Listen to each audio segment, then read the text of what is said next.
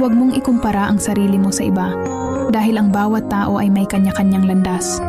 Maaaring may mga tao na mas mabilis, ngunit ang iyong paglalakbay ay may sariling timing at halaga. Ang tunay na tagumpay ay hindi nasusukat sa kung anong meron ng iba, kundi sa kung paano mo tinatanggap at pinapahalagahan ang bawat hakbang na ginagawa mo. Mag-focus sa iyong growth, magtiwala sa iyong kakayahan, at patuloy na magtrabaho para sa iyong mga pangarap. Ang iyong kwento ay natatangi